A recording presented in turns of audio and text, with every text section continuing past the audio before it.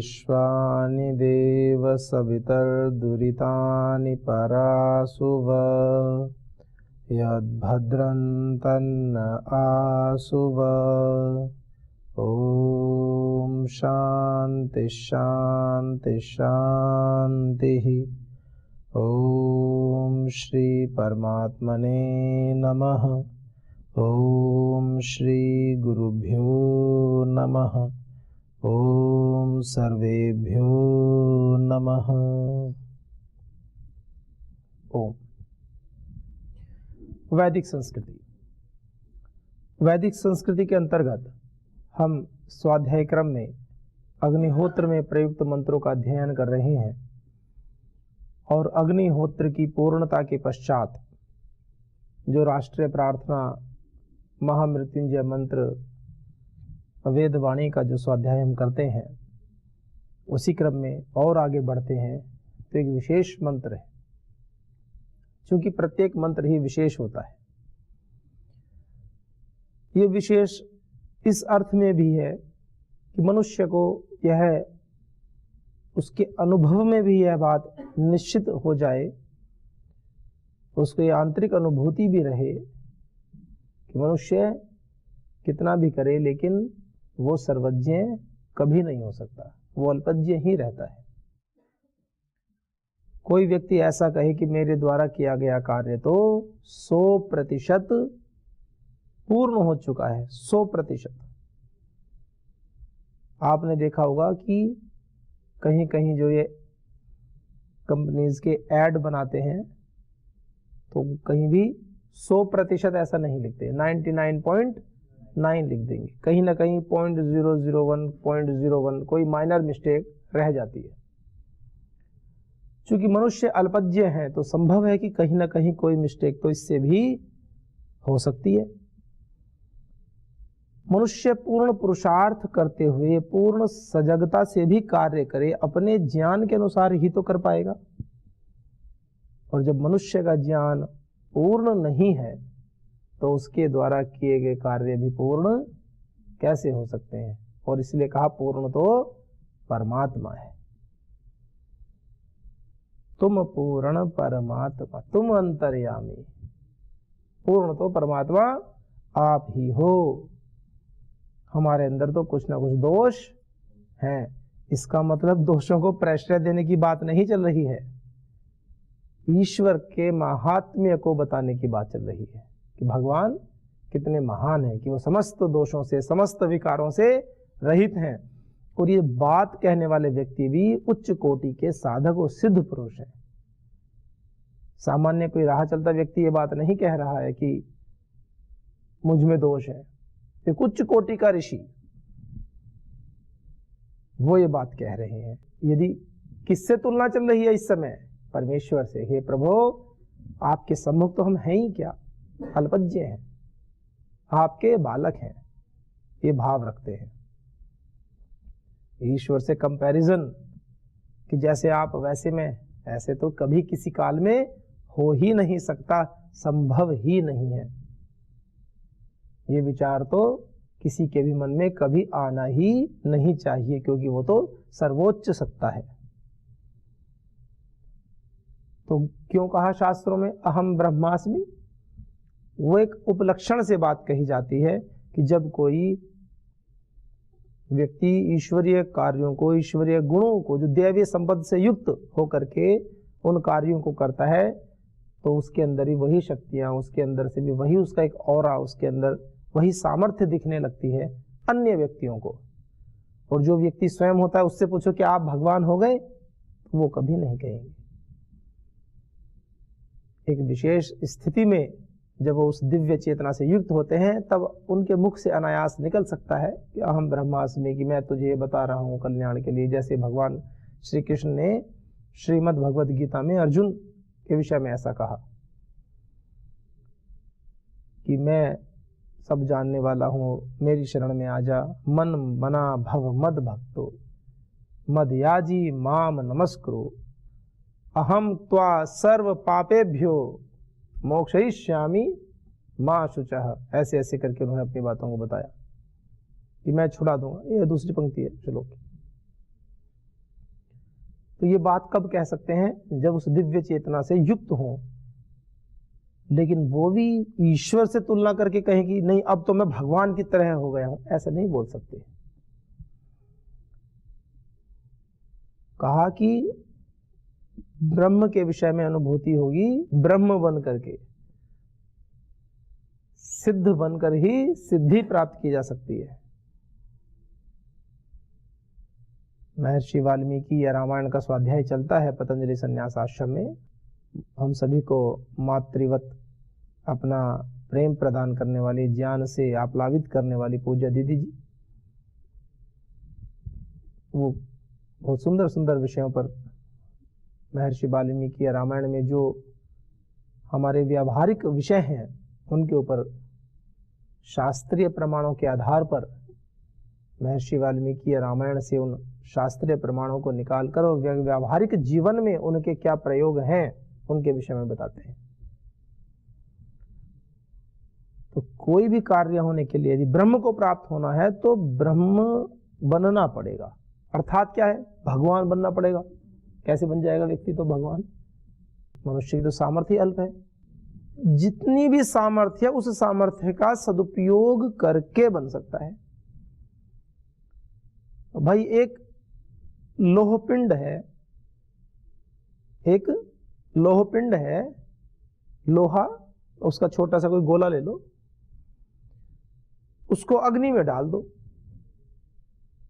तो वो ठीक है, समस्त ब्रह्मांड में व्याप्त अग्नि का वो भले ही स्वरूप न धारण कर सके लेकिन अपने अंश में तो वो अग्नि के समस्त गुणों को धारण कर सकता है। अपने स्वरूप को तो अग्नि के तादात्म्य में स्थापित कर सकता है। वो स्वयं तो अग्नि बन सकता है ना।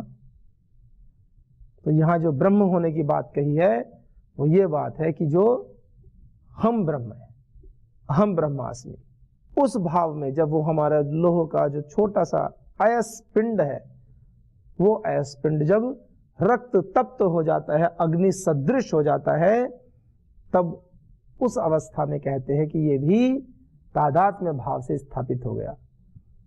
तो क्या लोहा अपने गुण और धर्मों को छोड़ देता है?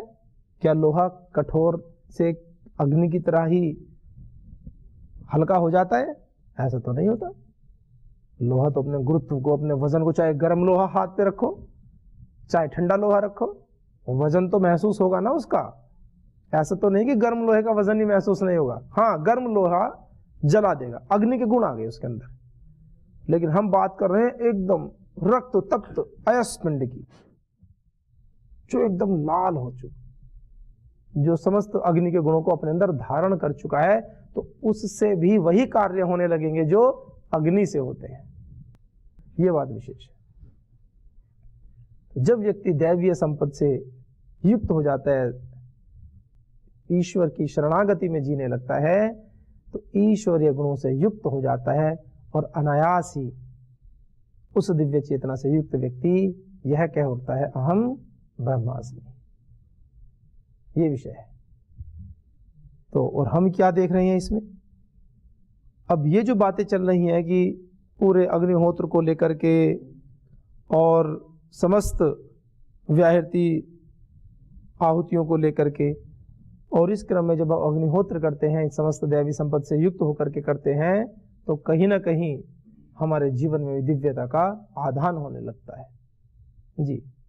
ओम स्वामी जी, जैसे आपने कहा कि कोई भी मनुष्य परमात्मा की तरफ पूर्ण नहीं है। जैसे रावण था, वो बहुत से देवी देवताओं उससे डरते थे, श्री राम ही उसका वध कर सकते थे और अन्य किसी देवता में इतना सामर्थ्य नहीं था। तो उन्होंने इतना अर्जित बल कैसे प्राप्त किया? जैसे सुनने में आया हमने, जैसे लक्ष्मी उसके झाड़ू लगाती थी, इंद्र देवता जी कहने से उसके घर में वर्षा कर देते थे, इस तरह। ये जो कुछ विषय होते हैं, सामर्थ्य अर्जित करना एक विशेष बात है। जैसे किसी को बल की उपासना करनी है। प्रश्न क्या है कि जैसे रावण होता है, क्योंकि सामर्थ्य की बात चल रही है, तो ईश्वर के समान सामर्थ्यशाली तो कोई नहीं हो सकता। प्रश्न आया है कि रावण भी तो बहुत शक्तिशाली है, वो भी तो था, कि ऐसे बोलते भी, कथानकों में आता भी है कि लक्ष्मी झाड़ू लगाती हैं, इंद्र उसके कहने से उसकी बात मानता था, है ना। कुछ कथानक कहे जाते हैं अलंकार रूप से, अतिशयोक्ति कर दी जाती है। लेकिन रावण तो बलशाली था, ये तो सभी मानते हैं, था ही वो, विद्वान भी था, ये भी मानते हैं, अच्छा पढ़ा लिखा था। लेकिन मनुष्य के जीवन में एक विषय है अहंकार। अहंकार जब मनुष्य के जीवन में आ जाता है तो ऐसे समझ लो जैसे एक व्यक्ति ने कंप्यूटर साइंस से डिप्लोमा किया है या किसी ने हवाई जहाज चलाना सीख लिया है। वो व्यक्ति यदि मानवता के कल्याण के लिए लग जाए तो बड़ा उपकार करेगा, और लादेन की तरह हो जाए तो विस्फोट करेगा, मानवता की हानि करेगा। तो ज्ञान, इसीलिए श्रीमद् भगवद गीता में ज्ञान को भी 3 प्रकार से कहा है, सात्विक ज्ञान, राजसिक ज्ञान और तामसिक ज्ञान। और रावण ज्ञानी तो था, लेकिन ज्ञान कैसा था उसका, राजसिक और अंत में तामसिक प्रवृत्ति की ओर चला गया, इसलिए मारा गया, इसलिए मर गया ना। आज तक पुतला फूंकते हैं ना उसका, आज तक, कि हमारे जीवन में भी रावण तो एक बार मर गया, भगवान श्री राम ने मार दिया उसको, लेकिन आज भी वो प्रतीक रूप में समाज में व्याप्त है कि कहीं ना कहीं हमारे अंदर भी किसी न किसी अंश में रावण तो है ही। रावण वर्तमान में बुरे विचार, बुरी भावनाएं, दुर्विचार, दुराग्रह, इन सब का प्रतीक बन चुका है। समाज में व्याप्त बुराइयों का प्रतीक रावण बन चुका है। ये उसकी सजा है। कितनी बड़ी सजा मिली उसको, एक पतिव्रता स्त्री के ऊपर गलत दृष्टि रखने की, कर्म कार्य की बात नहीं है अभी, केवल गलत दृष्टि रखने की एक पतिव्रता स्त्री के ऊपर उसको कितनी बड़ी सजा मिली कि जब तक ये सृष्टि अभी आगे भी चलेगी तब तक रावण को लोग बुराई के प्रतीक के रूप में याद रखेंगे। आप सोचिए। और भगवान राम जिन्होंने मर्यादा का पालन किया, अनेक कष्ट तो सहे, लेकिन भगवान के रूप में व्यक्ति याद रखते हैं। लाखों वर्ष हो गए इस बात को, और आज भी हम इस विषय पर प्रश्न कर रहे हैं। ये इस बात का जीता जागता सबूत है, इस बात का यह प्रमाण है कि राम अर्थात जो अच्छाइयों के प्रतीक है, जो मर्यादाओं के प्रतीक है, जो वेद के प्रतीक है, विनम्रता के प्रतीक है, जो वीरता के प्रतीक है, शौर्य के प्रतीक है, सात्विकता के प्रतीक है, वो आज भी जीवित है। और रावण जो बुराइयों का प्रतीक है वो आज भी जीवित है, लेकिन किस रूप में, किस रूप में जीवित है। कहते हैं किसी अच्छे व्यक्ति को मारना हो तो उसके यश को मार दो, उस पर कलंक लगा दो, उसकी बदनामी कर दो। बद अच्छा बदनाम बुरा, ऐसे बोलते समाज में। भले ही कोई व्यक्ति दुष्ट हो, लेकिन समाज में उसका पता नहीं चल रहा है, लेकिन बदनाम बुरा। और कोई व्यक्ति कम दुष्ट भी हो और बदनाम हो जाए। एक व्यक्ति रोज चोरी करता है, पकड़ा नहीं गया कभी, बढ़िया, ठीक है, बद तो है, बुरा तो है, लेकिन बदनाम नहीं हुआ अभी। और एक व्यक्ति उसकी सन्निधि में आकर के चोरी करने चला गया और पहले दिन ही पकड़ा गया और बदनाम हो गया गांव में कि तो चोर है। पुलिस जब भी आती है, आस पड़ोस में कहीं भी चोरी होती है, पुलिस सबसे पहले, पुलिस का भी बड़ा तंत्र होता है। इसलिए लोग पुलिस से डरते क्यों हैं? उसके कई कारण हैं। एक तो कारण है कि पुलिस है, इसलिए डरते हैं कि भाई चलो ये बुराई जहां भी होगी, गलत कार्य जहां भी होगा, वहां एक नियम कानून के अंतर्गत ये उसको गिरफ्तार करेंगे और कानूनी प्रक्रिया के अंतर्गत ले आएंगे उसको। लेकिन दूसरा कारण और भी है। एक बार जो व्यक्ति बदनाम हो जाता है, एक बार पकड़ में आ गया कि ये चोरी करता है और इसका नाम रिपोर्ट लिखी गई थाने में, उसके बाद जैसे ही कहीं चोरी होगी आसपास, सबसे पहले पुलिस वाला आके उठाएगा, बता कहाँ, किस किस ने चुराया, ग्रुप में कौन कौन शामिल थे। वो कहेगा जी मैंने तो नहीं गया, पकड़ के ले जाएंगे कि बता। किसी व्यक्ति ने किसी का मर्डर कर दिया गलती से, चाहे उसके पास लाइसेंस की बंदूक है, उसके ऊपर जानलेवा हमला हुआ और उसने गोली चला दी, या कहीं झगड़ा हो गया उसने गोली चला दी, और पुलिस थाने में चलेगी बात कि भाई इसके पास बंदूक तो लाइसेंस की है पर ये गोली चला देता है कहीं झगड़ा होता है तो। अब कहीं भी छोटा मोटा भी झगड़ा होगा तो सबसे पहले उस क्षेत्र के ऐसे जो व्यक्ति हैं जो झगड़ा होने पर लाइसेंस वाली बंदूक से गोली चला सकते हैं, उनकी बंदूकें थाने में जमा करा ली जाती हैं और कहते हैं कि अगर दोबारा भी ये किया तो आगे से लाइसेंस निरस्त हो जाएगा।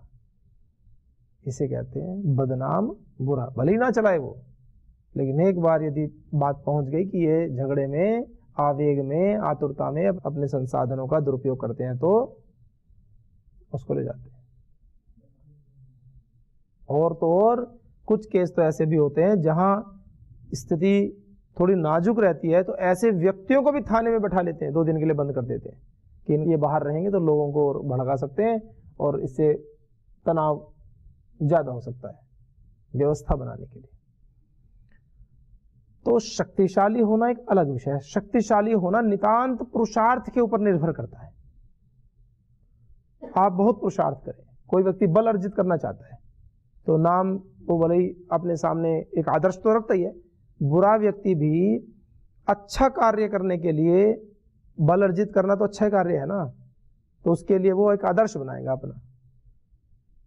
और जैसे बजरंगबली की उपासना करने लगेगा कोई व्यक्ति, मैं एक दृष्टांत दे रहा हूं, है वो दुष्ट, लेकिन बल के क्षेत्र में मुझे हनुमान जी जैसा बलशाली बनना है, तो ब्रह्मचर्य से रहे और पूरी बल की साधना करे,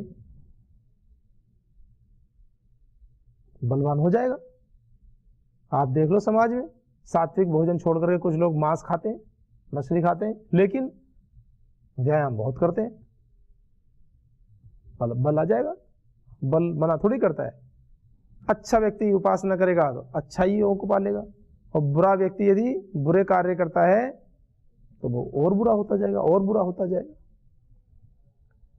पुरुषार्थ करने से, पुरुषार्थ तो खैर नहीं कह सकते, पुरुषार्थ तो अच्छे अर्थों में ही प्रयोग होता है। कोई व्यक्ति शारीरिक मेहनत करता है, किसी विषय को केंद्र में रख करके राजसिक वृत्ति को अपना करके कार्य करता है, बल बढ़ता है, सफल भी होता है समाज में। बात आती है आध्यात्मिक प्रगति की, वो नहीं होती, वो नहीं होती। आध्यात्मिक प्रगति होती रावण की, तो आप सोच कर देखो, जिस परिवार में भगवान श्री राम, पिताजी ने तो साक्षात बोला भी नहीं था, उनको तो सूचना मिली कि पिताजी ने ऐसा किया था कभी, और माता ने ऐसा कहा, माता के मन में ऐसा विचार है कि मैं 14 वर्ष के लिए वन में चला जाऊं, और पिताजी ने चूंकि ऐसा वर दिया है, उन्होंने ये शब्द बोले, उनका वचन है, तो पुत्र होने के नाते मैं जा रहा हूं। उनके मन में शोक की कोई रेखा नहीं, वैर की कोई रेखा नहीं, द्वेष की कोई रेखा नहीं। अपने परिवार, अपने परिजनों की बात इस स्तर पर मानने वाला व्यक्ति, और दूसरी ओर जब भगवान राम से युद्ध का विषय आया, रावण को उसके भाइयों ने समझाया, उनकी धर्मपत्नी ने समझाया, सारे योद्धा जो विशेष जागरूक व्यक्ति थे उन्होंने समझाया और कहा कि रावण, माता सीता को दे आओ। किसी की भी नहीं मानी। ये क्या है? सात्विक बुद्धि नहीं है ना, सात्विक बुद्धि नहीं है। और भगवान राम इतने सात्विक है, उनको पता है कि मैं शक्तिशाली भी हूं, हर प्रकार से समर्थ हूं, फिर भी संधि के प्रस्ताव भी भेजते हैं, हर कार्य करते हैं। ये सात्विक बुद्धि है। बल दोनों के पास अद्भुत बल है, बल की कोई कमी नहीं है, बल में रावण भी कम नहीं है, लेकिन दुष्ट व्यक्ति को तो उसकी दुष्टता ही मार देती है। तो ज्ञान है ना। एक और उदाहरण देता हूं। जैसे कोई शासक है, जैसे बात आई ना प्रश्न में, रावण के घर में तो सब ऐश्वर्य संपन्न था, सब लोग उसकी बात मानते थे। उस समय जो बड़े बड़े लोग हैं वो सब उसकी बात मानते, चाहे इंद्र राजा। यहां पर जो इंद्र की बात कही जाती है, वेदों में जो इंद्र की बात कही जाती है, वो इंद्र तो ईश्वर का ही पर्यायवाची शब्द है। ईश्वर को ही इंद्र, ऐश्वर्य, शक्ति संपन्न कहते हैं। और यहाँ जो शास्त्रों में जो इंद्र की बात आती है वो देवराज इंद्र की बात आती है। कुछ शास्त्रों में जो इंद्र कहा गया है, इंद्र जो ये तिब्बत प्रदेश होता है, वहां पर जो सबसे पहले सृष्टि की उत्पत्ति वही मानते हैं पहाड़ों पर। तो वहां का जो राजा था, तो वहां पर इसलिए वहां पर उसको देवलोक कह करके संज्ञा दी गई थी। देवलोक जैसे वर्तमान में भी कई राज्य होते हैं, तो उस समय के जो राजा होते थे ये देवलोक है, तो वहां पर अच्छे लोग रहते थे, शक्तिशाली, अच्छा धर्म का अनुष्ठान करते थे, अच्छे थे, शक्तिशाली थे, संपन्न व्यक्ति थे। जैसे वर्तमान परिप्रेक्ष्य में बात करें तो कोई ऐसा देश है जो बहुत अत्यंत गरीब है, उसके पास कुछ भी नहीं है, शक्ति संपन्न नहीं है, और उसकी दृष्टि से भारत देखो तो उसके लिए देवलोक जैसा ही है भारत। तो ऐसे कई प्रकार से भी वो दृष्टांत रहते हैं। तो चलिए, विषय वो नहीं है, विषय मैं ये बताना चाह रहा हूं। तो ऐसे, लेकिन जब व्यक्ति स्वयं इतना समर्थ हो जाता है, शक्तिशाली हो जाता है, तो अच्छे लोग भी चाहते हैं कि भाई युद्ध करके अपना क्या नुकसान करना, ये भी होता है। भगवान श्री कृष्ण को देखो, जरासंध दुष्ट परेशान करता रहता था, तो उन्होंने अपनी नगरी दूसरी जगह ले गए, द्वारिकापुरी में बसा ली जाके, कि ठीक है वो अब क्या करें उससे बार बार, कहा भाई ये दुष्ट नहीं मानता है, चलो अपना अलग ले जाओ। और जब जैसे मौका मिला, इसका मतलब ये भी नहीं कि दुष्ट के सामने घुटने टेक दिए, उचित समय आया, अवसर मिला तो जरासंध का काम तमाम करा दिया भीम से। तो वो तो चलो नीति की अलग बात आती है। मैं कहना ये चाह रहा हूं कि जब हम सत्व के पथ पर चलते हैं, सत्य के पथ पर चलते हैं, तो हमारे अंदर जो शक्ति उत्पन्न होती है, जो समझ उत्पन्न होती है, वो सात्विक होती है, उसमें अहंकार नहीं होता है। आप शक्ति के किसी भी चरम पर पहुंच जाओ, कितने ही बड़े शक्तिशाली व्यक्ति बन जाओ, लेकिन अगर किसी व्यक्ति ने, छोटे से व्यक्ति ने भी ये कहा कि आदरणीय आपसे थोड़ी सी गलती हो गई, तो आप विनम्रता से स्वीकार करके उसको धन्यवाद दोगे, ये सात्विकता है। और अहंकार क्या है? इसकी हिम्मत कैसे हुई है मुझे ये बात कहने की, इसको दंड दो, ये अहंकार है। पर छोटों को भी कभी भी ध्यान देना चाहिए, बड़ों से कहने का तरीका भी, जैसे रामायण में कितनी अच्छी अच्छी बातें आती हैं। माता सीता भगवान श्री राम से संवाद करती हैं, कुछ विषय की ओर ध्यान आकृष्ट कराती हैं, तो कहती हैं कि मैं आपको भगवान शिक्षा नहीं दे रही हूँ, आप तो जानते ही हैं, फिर भी आपके संज्ञान में ये विषय ला रही हूँ। इतनी विनम्रता से कहने की शैली कैसी होनी चाहिए, ये भी है। वहां तो अगर माता सीता या भगवान श्री राम, वहां कोई ज्ञानी या अज्ञानी की बात नहीं है, एक शैली कैसे व्यवहार करना चाहिए परस्पर, वो विषय बताया गया है। तो बात यह है कि हम जब इन वेद मंत्रों को पढ़ते हैं, इनका स्वाध्याय करते हैं, और कितना सुंदर मंत्र है, सुइष्ट कृत मंत्र, सुइष्ट, सु इष्ट, इष्ट माने अच्छा, सु और अच्छा, और इसमें हो गई एको यणची, ऊ को व आदेश हो गया, वकार, तो सुइष्ट, सुइष्ट, सुइष्ट और कृत किया गया, जो बहुत अच्छे से प्रेम से किया गया है, सुइष्ट कृत। इष्ट माने प्रेम से, अच्छे से, जो चाहते हैं उसको करना, और सु और अच्छे से, कृत माने करना, जिसको बहुत अच्छे प्रकार से किया गया है उसको कहते हैं सुइष्ट कृत। तो जो बहुत अच्छे प्रकार से किया गया ऐसा मंत्र, इस मंत्र की संज्ञा दे दी सुइष्ट कृत मंत्र। ओम यदस्य कर्मणो तैरीरिचम यद्वान्योनिमिहाकरम अग्निष्ट सुइष्टकृत विद्यात सर्वम सुइष्टम सुहुतम करोतु मे अग्नये सुष्टकृते सुहुत हुते सर्व प्रायश्चित्ता हुति नाम कामानाम समर्धयित्रे सर्वान्न कामान समर्धय स्वाहा। ऐसे कहा। मतलब क्या है? मतलब ये है कि हम अपने जीवन में बहुत सारे कर्म करते हैं। वेद का मंत्र इसकी संज्ञा क्या दी? सुइष्ट, जो बहुत अच्छे प्रकार से किया गया है। फिर भी मनुष्य है ना हम, कहीं छोटी मोटी चूक हो गई तो, जो विधि जैसे करनी थी उससे कम हो गई या उससे अधिक हो गई तो, आप कहोगे अधिक हो गई तो क्या हानि है? हानि है ना, हानि है।